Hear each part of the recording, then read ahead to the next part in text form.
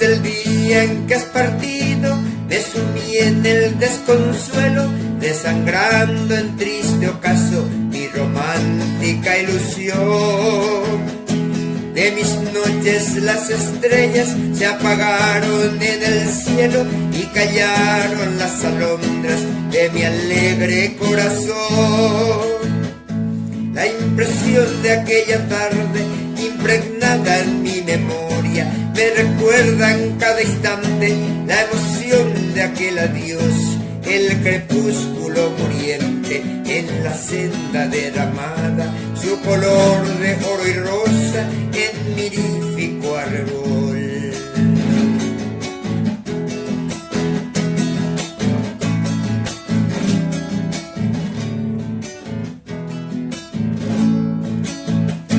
En la vera del camino comulgaron nuestras ansias, del recuerdo la esperanza, de la dicha el porvenir.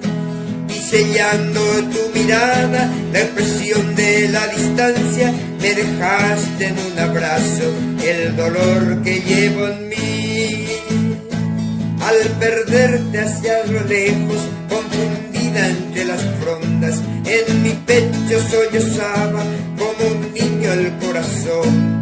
Una lágrima jugando, me perdí en mi propia sombra, desandando ya el camino de mi dulce ensoñación.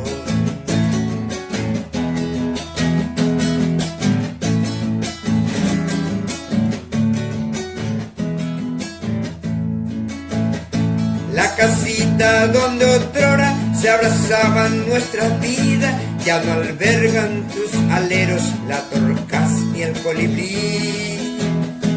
Y marchitas las diamelas, el jazmín la siempre viva, reclamando están las aguas de tu amor llegando a mí. Anhelando tu presencia, reviví en la nostalgia, fui al ranchito del ensueño a rondar mi viejo amor, y el silencio de aquel nido arrobador de su fragancia me hizo ver de nuevo el cielo al primer rayo de sol.